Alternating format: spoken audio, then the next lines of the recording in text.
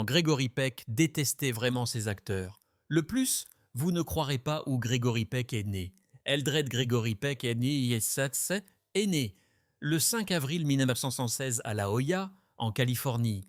Sa jeunesse a été marquée à la fois par le privilège et la lutte. Bien qu'il ait grandi dans la beauté de la côte sud de la Californie, son enfance a été compliquée par la séparation de ses parents alors qu'il n'était qu'un garçon. Élevé principalement par sa grand-mère, Peck a appris l'autonomie et la résilience dès son plus jeune âge, des qualités qui lui seraient utiles dans sa future carrière d'acteur. Sa jeunesse lui a également inculqué une dignité tranquille et un sérieux qui sont devenus des marques de son jeu à l'écran. Après le lycée, PC a étudié la médecine à l'Université de Californie à Berkeley, mais a rapidement découvert une passion pour la scène. C'est pendant ses années universitaires qu'il s'est impliqué dans le théâtre, jouant dans des pièces et réalisant que le jeu d'acteur n'était pas seulement un passe-temps, mais une véritable vocation. Dans les années 1940, Gregory Peck s'est rendu à New York pour étudier le théâtre au Neighborhood Playhouse avec Sanford Meisner, l'un des professeurs les plus influents de cet art. Sa grande taille, son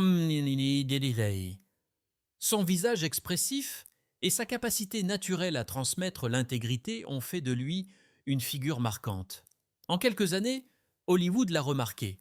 Il a fait ses débuts au cinéma dans Jour de gloire en 1944, un drame sur la Seconde Guerre mondiale, et à partir de ce moment, sa carrière a rapidement progressé. PC est rapidement devenu l'un des hommes les plus en vue de son époque, admiré non seulement pour sa beauté, mais aussi pour la profondeur qu'il apportait à chaque rôle. Ses premiers travaux dans des films comme Les Clés du Royaume en 1944, pour lequel il a été nommé aux Oscars, l'ont établi comme un acteur capable de dépeindre la force, la vulnérabilité et la conviction morale à la fois. Tout au long de la fin des années 1940 et des années 1950, Peck a consolidé sa réputation comme l'un des premiers acteurs de sa génération. Il a travaillé avec certains des réalisateurs les plus importants de l'époque, dont Alfred Hitchcock dans La maison du docteur Edward S. 1945 et King Vidor dans Duel au soleil 1946. Il a également joué dans des westerns, des films de guerre et des adaptations littéraires, démontrant ainsi sa polyvalence. L'un de ses films les plus importants de cette époque est Le Mur invisible, 1947, dans lequel Peck joue un journaliste qui se fait passer pour un homme juif pour dénoncer l'antisémitisme. Le film, controversé à l'époque, a été un succès majeur et a reflété la volonté de PC d'assumer des rôles socialement conscients qui ont mis le public au défi de réfléchir aux préjugés et à la justice. Le couronnement de la carrière de PC, cependant, est survenu en 1962, avec son interprétation d'Atticus Finch dans Du silence et des ombres. Basé sur le roman bien-aimé d'Harper Lee, le rôle convenait parfaitement à la personnalité digne et compatissante de Peck à l'écran. En tant que Finch, il incarnait la conscience morale d'une petite ville du Sud pendant la dépression, défendant un homme noir innocent accusé à tort de viol. La performance lui a valu l'Oscar du meilleur acteur et reste l'une des interprétations les plus emblématiques de l'histoire du cinéma. Des générations de spectateurs, d'étudiants et même d'avocats qui ont cité Atticus Finch comme une source d'inspiration personnelle, et Peck lui-même a souvent parlé de ce rôle comme l'un des plus importants de sa carrière. Au-delà de sa vie professionnelle, Gregory Peck était profondément engagé dans le travail humanitaire et la responsabilité civique. Il a été actif en politique, soutenant les causes libérales, les droits civiques, la justice et la justice sociale tout au long de sa vie. Il a prêté sa voix à des questions telles que le désarmement nucléaire, les droits des travailleurs et la liberté d'expression. Sa volonté d'utiliser sa renommée pour défendre des causes importantes lui a valu le respect non seulement à Hollywood, mais aussi dans le monde entier. En reconnaissance de ses réalisations et de son intégrité, Peck a reçu de nombreuses distinctions, dont la médaille présidentielle de la liberté en 1969, décernée par le président Lyndon B. Johnson. Peck a continué à jouer dans les années 1980 et 1990, assumant un mélange de rôles à la télévision et au cinéma, bien qu'à un rythme plus lent. Ses œuvres ultérieures comprennent des apparitions dans MacArthur, Le criminel de guerre 1977, où il a joué le légendaire général, et Les garçons venus du Brésil 1968, un thriller glaçant sur les criminels de guerre nazis. Même dans ces dernières années, sa présence était empreinte de gravité, rappelant au public son talent durable. Son dernier rôle majeur est survenu dans les années 1990, lorsqu'il est apparu dans une mini-série télévisée sur Abraham Lincoln, une autre figure de courage moral. La vie personnelle de Grégory Pessé, tout comme sa carrière professionnelle, reflétait la stabilité, la dignité et un sens durable de l'engagement. Au cours de sa vie, il a été marié 2 fois, et les 2 unions ont joué un rôle important dans la formation de sa vie en dehors d'Hollywood. Ces mariages lui ont apporté non seulement de la compagnie, mais aussi une famille, l'ancrant d'une manière qui équilibrait les exigences intenses de la célébrité. Son premier mariage était avec Greta Kuusinen, une femme d'origine finlandaise qui travaillait comme coiffeuse et qui est ensuite devenue active dans le travail caritatif. Les 2 se sont mariés en 1942, au début de l'ascension de Pessé au rang d'acteur principal à Hollywood. À l'époque, il était encore relativement nouveau dans l'industrie cinématographique, mais sa réputation grandissait rapidement et Greta est devenue un soutien dans ses premières années de célébrité.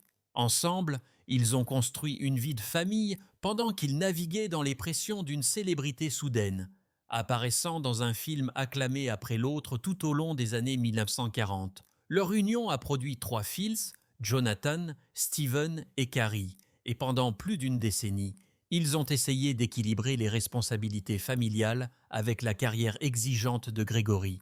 Malgré leur engagement commun, le mariage a été mis à rude épreuve, comme cela arrive souvent à Hollywood, où les longues heures, les voyages constants et l'examen public peuvent peser lourdement sur les relations personnelles.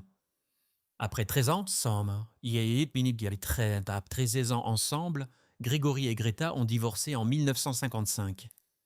Bien que la fin de leur mariage ait été difficile, ils sont restés unis dans leur dévouement à leurs enfants, et Greta a continué à être respectée comme quelqu'un qui avait partagé un chapitre important de la vie de Pessé.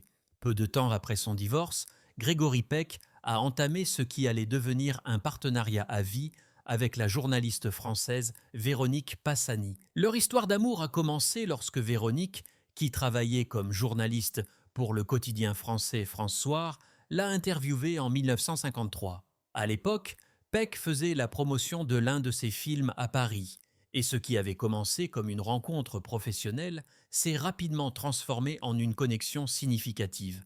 2 ans plus tard, en 1955, Grégory et Véronique se sont mariés, commençant une union qui durerait près d'un demi-siècle jusqu'à la mort de Pessé en 2003. Leur mariage a été marqué par une grande affection, un respect mutuel et un sentiment de compagnie durable que beaucoup considéraient comme rare à Hollywood. Véronique était non seulement sa femme, mais aussi sa plus proche confidente et son soutien constant, l'accompagnant à des événements, des premières et des rassemblements internationaux, tout en construisant sa propre vie en tant que philanthrope et défenseur des arts. Ensemble, Grégory et Véronique ont eu 2 enfants, Anthony et Cecilia, qui ont grandi entourés de la chaleur de la relation de leurs parents et de la richesse culturelle que Véronique, avec ses origines européennes, a apportée à la famille.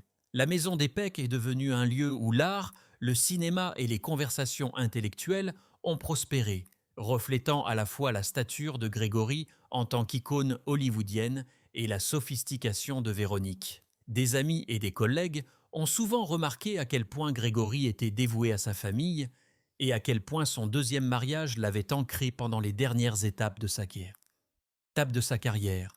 Alors que son premier mariage lui avait donné son départ dans la vie de famille, c'est son 2e mariage qui a perduré comme l'un des mariages hollywoodiens les plus admirés de son époque. La relation entre Grégory et Véronique était un partenariat au sens le plus vrai du terme, un partenariat qui a survécu aux fluctuations de la renommée et du temps. Lorsque Peck est décédé en 2003, Véronique était à ses côtés, ayant partagé près de 48 ans de mariage avec lui.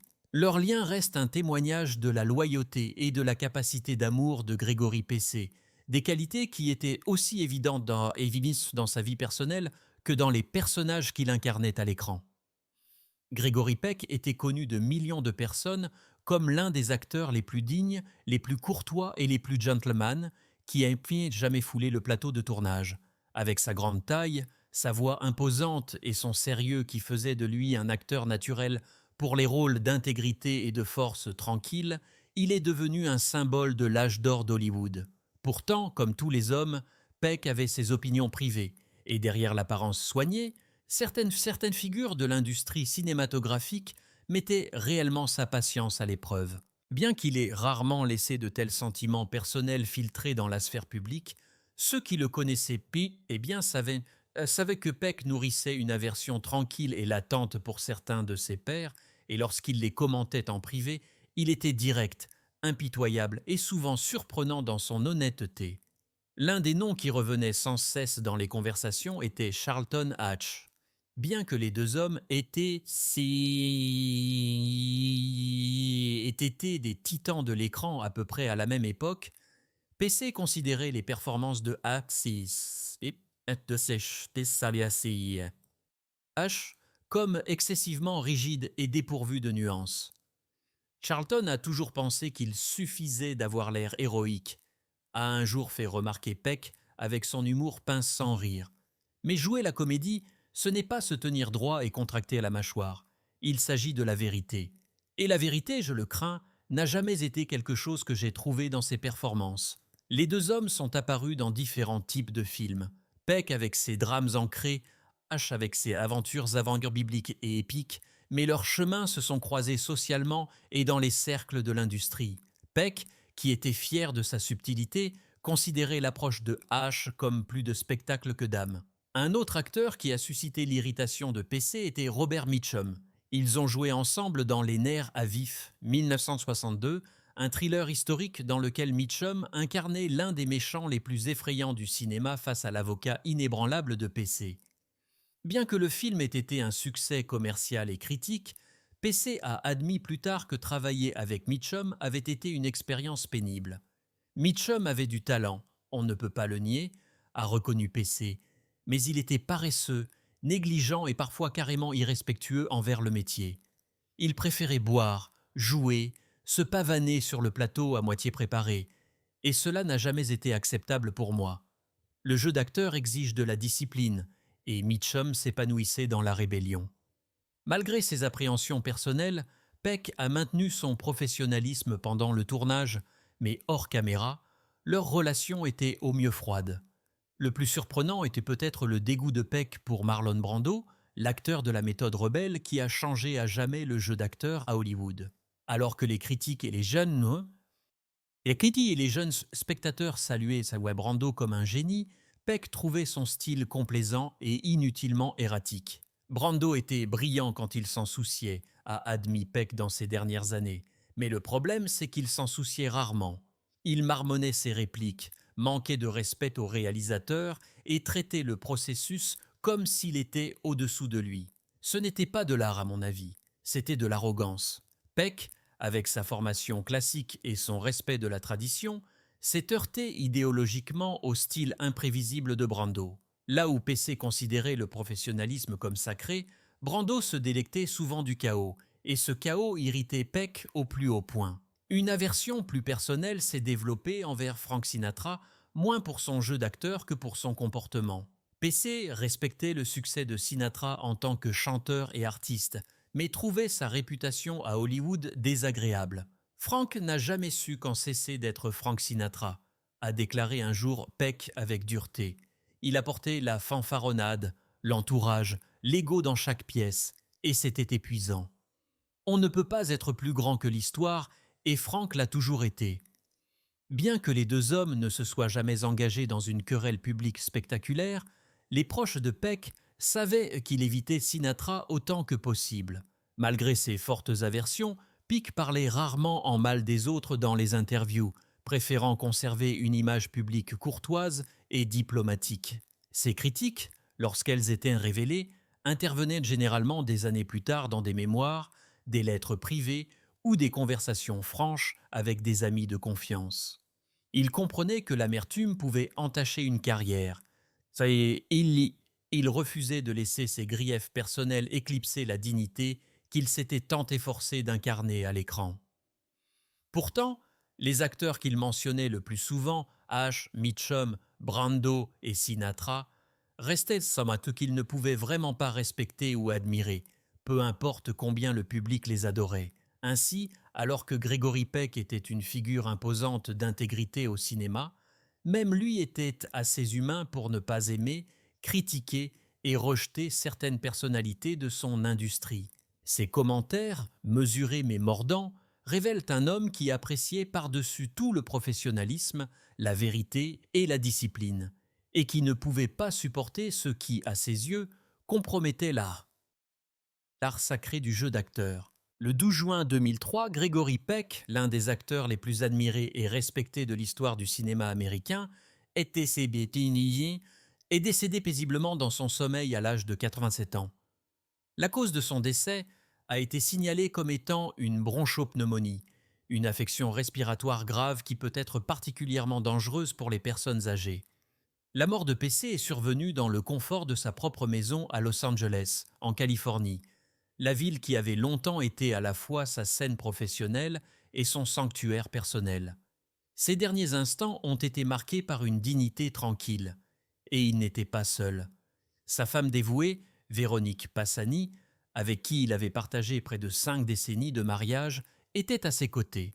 Leur relation durable avait été une pierre angulaire des dernières années de Peck, lui offrant stabilité, amour et compagnie après des décennies d'une carrière souvent passée sous les feux de la rampe d'Hollywood.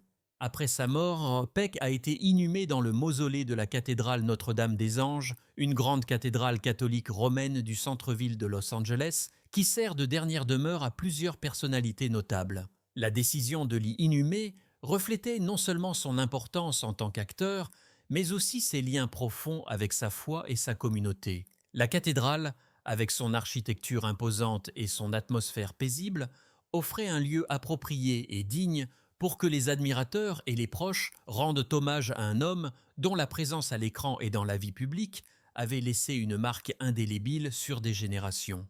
Les funérailles et les cérémonies commémoratives de Peck ont réuni des amis, des membres de la famille et des collègues du monde du divertissement, ainsi que des admirateurs qui voyaient en lui un symbole d'intégrité et de décence.